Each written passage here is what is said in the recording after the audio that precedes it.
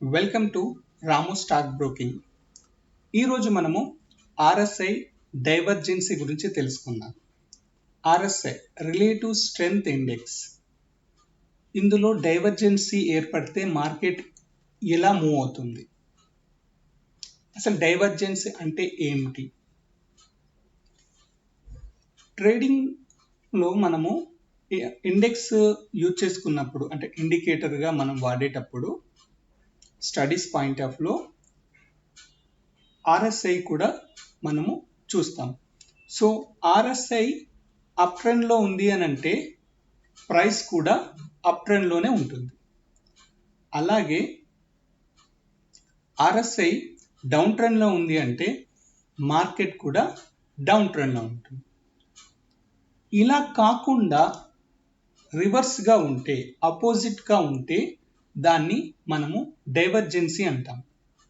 అంటే ప్రైస్ పెరిగినప్పుడు ఆర్ఎస్ఐ పెరగదు, ప్రైస్ డౌన్ అయినప్పుడు ఆర్ఎస్ఐ పెరుగుతూ ఉంటుంది, అపోజిట్గా వెళ్తుంది. ఈ అపోజిట్గా వెళ్ళిన దాన్నే మనము డైవర్జెన్సీ అంటాము.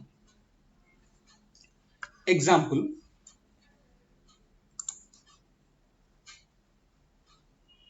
సో ఇక్కడ చూడండి,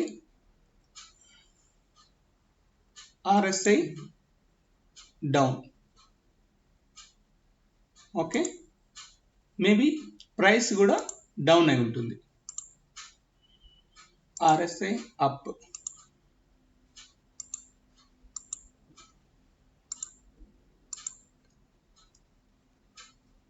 okay, RSI down, so market down. So రియల్గా ఇలానే ఉందా? ఒకసారి చూద్దాం.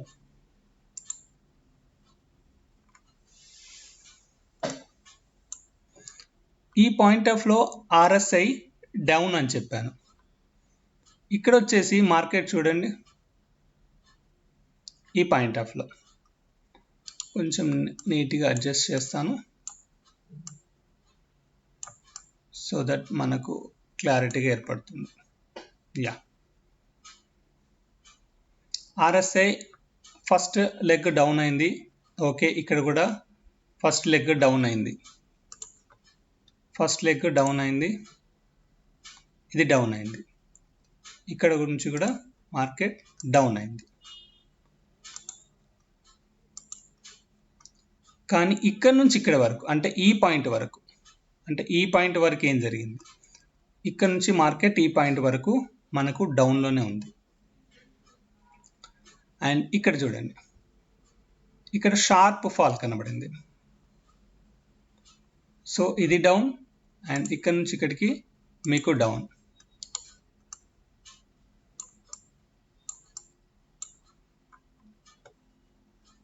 సో ఇక్కడ నుంచి ఇక్కడికి, సారీ ఇక్కడ గీసాను, ఇక్కడ నుంచి ఇక్కడికి అప్. ఈ లైన్ టు ఈ లైన్ అప్, ఈ లైన్ టు ఈ లైన్ అప్, అండ్ ఇక్కడ నుంచి అప్ అప్. Okay, up. కానీ ఇక్కడ కనుక చూడండి, ఇది అప్లో ఉంది బట్ ఆర్ఎస్ఐ మాత్రం డౌన్లో ఉంది. ఇక్కడ నుంచి ఆర్ఎస్ఐ పడిపోయింది, మార్కెట్ కూడా పడింది. ఇక్కడ నుంచి ఇక్కడికి కరెక్ట్గానే ఉంది. మళ్ళీ ఆర్ఎస్ఐ లేచింది, మార్కెట్ కూడా లేచింది. సో ఎప్పుడైతే ప్రైసు ఆర్ఎస్ఐ ఒక పద్ధతిలో పోతుందో అక్కడి వరకు ఓకే.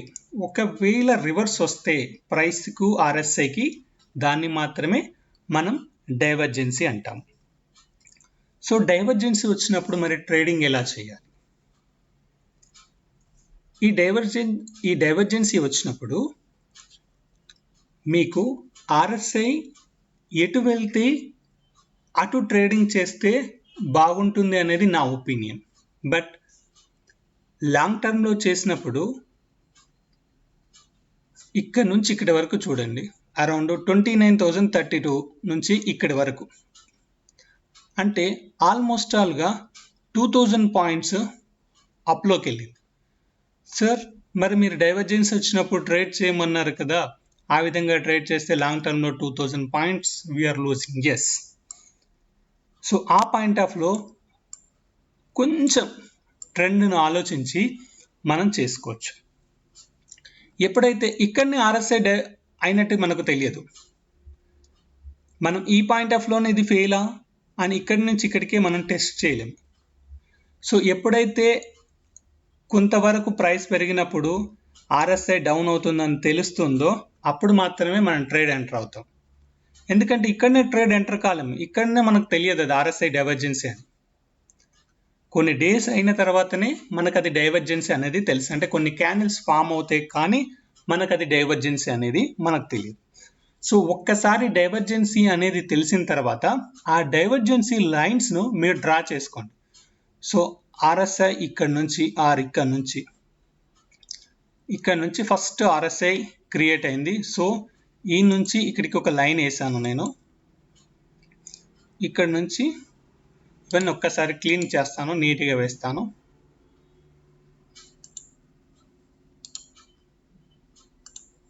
యా, మనకు కొన్ని రోజులు ఫార్మేషన్ అయిన తర్వాతనే ఆర్ఎస్ఐ అప్లో ఉందా డౌన్లో ఉందా తెలుస్తుంది. కొన్ని క్యాండిల్స్ ఫామ్ అయిన తర్వాతనే మనకు డైవర్జెన్సీ అని తెలిసిపోయింది. సో ఎప్పుడైతే 70 పై నుంచి మార్కెట్ కిందికి వచ్చిందో, 70 క్రాస్ అయిందో, అప్పుడు వీ కెన్ థింక్ దట్ ఇక నుంచి కావచ్చు. అంటే ఒక పాయింట్ ఆఫ్ డౌన్ను మనము క్యాల్కులేట్ చేయగలగాలి. ఇది చెయ్యాలంటే అది 70 కిందికే రావాలని రూల్ లేదు, బట్ ఇది 70 పై నుంచి ట్రేడ్ అవుతుంది కాబట్టి మనం ఈ పాయింట్ ఆఫ్ను నేను గెట్ చేశాను. సో ఇక్కడ చేసే సింపుల్ లాజిక్ ఏంటంటే ఆర్ఎస్ఐ ఎక్కడ ఫస్ట్ డౌన్ ట్రెండ్ తీసుకుంది, ఈ పాయింట్ ఆఫ్లో డౌన్ ట్రెండ్ తీసుకుంది. సో దీన్ని మార్క్ చేయండి. ఎక్కడైతే ఆర్ఎస్ఐ మీకు డైవర్జెన్సీలో డౌన్ ట్రెండ్ తీసుకుంది, ఓకే, ఈ పాయింట్ అంటే ప్రైస్ అనేది ఒక లైన్గా గీసాను, ఇక్కడ నుంచి డౌన్ ట్రెండ్ తీసుకుంది. అంటే ఈ పాయింట్ ఆఫ్ నుంచి డౌన్ ట్రెండ్ తీసుకుంది ఈ క్యాండిల్ నుంచి. కానీ ప్రైస్ మాత్రం వెంటనే డౌన్ అయ్యి మళ్ళీ పైకి పెరుగుతూ ఉంది. సెకండ్ లైన్, ఫస్ట్ లైన్ కాదు, I'm deleting first line. Yeah, ఎక్కడైతే ఆర్ఎస్ఐ డౌన్ అయిందో ఆ పాయింట్ ఆఫ్ను నేను ఒక లైన్గా భావించాను. ఇప్పుడు ఆర్ఎస్ఐ కిందికి వస్తూ ఉంటుంది. ఎప్పుడైతే ఆర్ఎస్ఐ కిందికి వచ్చినప్పుడు ప్రైస్ ఏదో ఒక టైంలో మళ్ళీ మీకు డబుల్ బాటమ్ ఇచ్చేస్తుంది, అంటే మళ్ళీ ఒక్కసారి కొనడానికి ఛాన్స్ ఇస్తుంది. అప్పుడు go for a buying. And stop loss వచ్చేసి ఈ ఆర్ఎస్ఐ ఏదైతే ఫస్ట్ లైన్ ఉంటుందో దాని కింద డేకి కానీ దాని ముందు ఏది లోయెస్ట్ లో ఉంటే దాన్ని స్టాప్ లాస్గా పెట్టుకొని you can go for a by. మళ్ళీ చెప్తున్నాను, ఏ విధంగా ట్రేడ్ చేస్తాను అంటే ఆర్ఎస్ఐ డైవర్జెన్సీ అని తెలిసిన తర్వాత ఏ పాయింట్ ఆఫ్ నుంచి డైవర్జెన్సీ స్టార్ట్ అయిందో ఆ పాయింట్ను ఒక లైన్ బేస్గా గీయండి. గీసి దాన్ని మళ్ళీ ఆ పాయింట్ ఆఫ్కి మళ్ళీ బయింగ్ వస్తుంది ఈ పాయింట్ ఆఫ్కి, అప్పుడు మాత్రమే బై తీసుకోండి. ఇక్కడ బై తీసుకొని ఇంత దూరం వెయిట్ చేయమని చెప్పట్లేదు, ఇక్కడ బై తీసుకొని దీనికి ముందున్న లోను మీరు తీసుకోండి. ఇది ఇంకేదైనా సందర్భంలో వచ్చిందా చూపిస్తాను ఇంకొక ఎగ్జాంపుల్గా.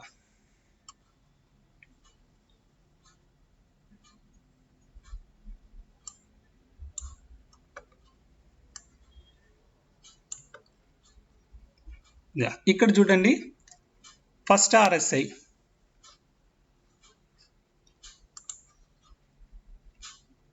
ఈ ఆర్ఎస్ఐ లైన్కి ఈ ఆర్ఎస్ఐ లైన్కి సో డౌన్లో ఉందా, ఈ పాయింట్ ఆఫ్ వచ్చినప్పుడు మార్కెట్ ఇక్కడ ఉంది. సో దీన్ని ఒక లైన్గా గీస్తున్నాను, గీసాను. సో ఆర్ఎస్ఐని ఐడెంటిఫై చేశాను. ఓకే, ఇక్కడ నుంచి ప్రైస్ పడుతుంది కానీ ఆర్ఎస్ఐ అప్ ట్రెండ్కి వచ్చినా కూడా ప్రైస్ పడుతుంది. సో కోరిలేషన్ లేదు కాబట్టి డైవర్జెన్సీ. సో నేను మళ్ళీ ఎక్కడ తీసుకోవాలి, మళ్ళీ ఈ పాయింట్ ఆఫ్ నుంచి మళ్ళీ నేను బయింగ్ తీసుకోవాలి కదా. సో RSI డబుల్ బాటంకి వచ్చేసింది. సో RSI డబుల్ బాటంకి వచ్చినాక ఐ టేక్ ఎన్ బై.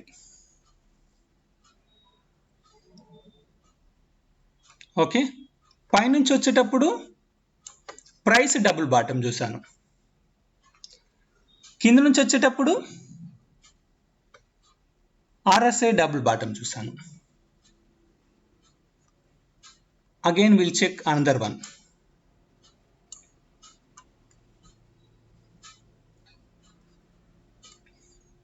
ఇక్కడ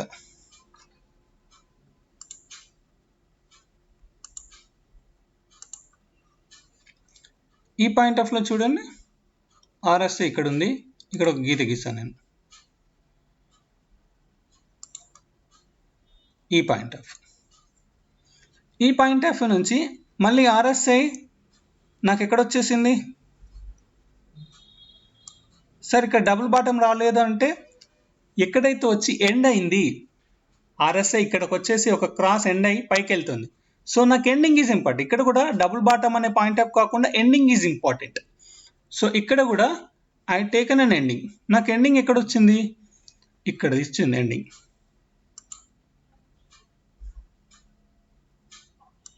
ఓకే, ఈ పాయింట్ ఆఫ్ లో నేను బై తీసుకున్నా. నాకు ఈ పాయింట్ ఆఫ్ లో బై తీసుకున్నా కూడా I got some profit. Again మళ్ళీ ఏమైంది, మళ్ళీ ఇది బ్రేక్ అయింది. ఇది బ్రేక్ అయినప్పుడు ఒక్కసారి కనుక గమనించినట్లయితే ఇక్కడ RSI అనేది దీని ప్రీవియస్ దగ్గరికి రాలా.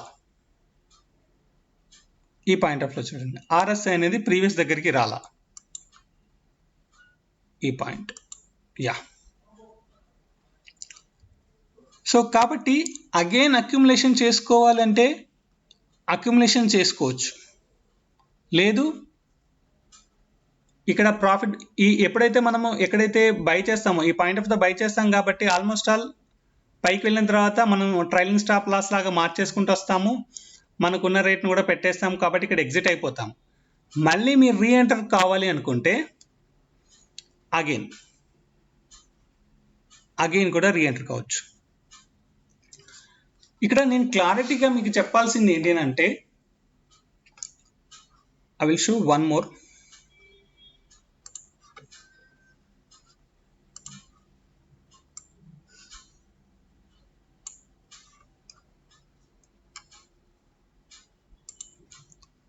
సో ఎప్పుడైతే మీకు RSI ఇలా డౌన్ అవుతుంది, ఈ పాయింట్ అండ్ ఈ పాయింట్ గుర్తుపెట్టుకోండి.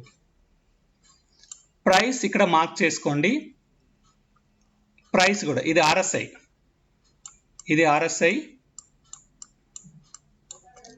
ఈ పాయింట్ల దగ్గర ప్రైస్ ఎక్కడుందో చూసేసుకొని ఈ పాయింట్ దగ్గర ప్రైస్ బై చేయండి. One more.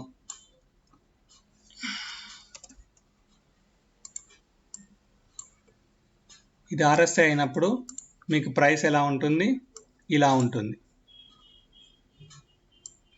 సో ఇది ఒక పాయింట్. ఈ RSI దగ్గరికి వచ్చినప్పుడు ఎప్పుడోసారి ప్రైస్ ఇలా కిందికి వచ్చేస్తుంది, ఎందుకంటే ఇది కంప్లీట్ డౌన్ ట్రెండ్ అవుతుంది కాబట్టి ప్రైస్ ఎక్కడనో ఒక చిన్న మూవ్ ఇస్తాడు. ఇక్కడ నుంచి ఇలా లేస్తుంటే ఇక్కడ బై చేయండి.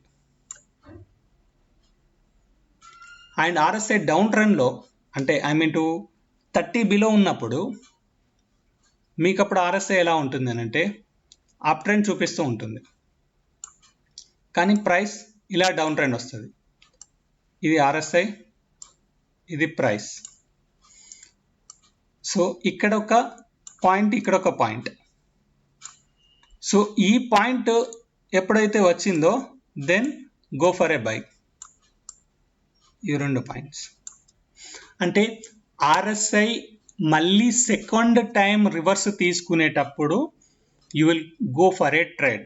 సింపుల్గా ఒక వర్డ్లో చెప్పాలి అంటే RSI డైవర్జెన్స్ అయిన ఫస్ట్ పాయింట్ని వదిలేసి ఎక్కడైతే మళ్ళీ RSI రివర్స్ కంటిన్యూషన్ ఫార్మేషన్కి వస్తుందో అక్కడ మనం పొజిషన్ తీసుకుంటే మినిమం ప్రాఫిట్ రావడానికి ఛాన్సెస్ ఉంటాయి.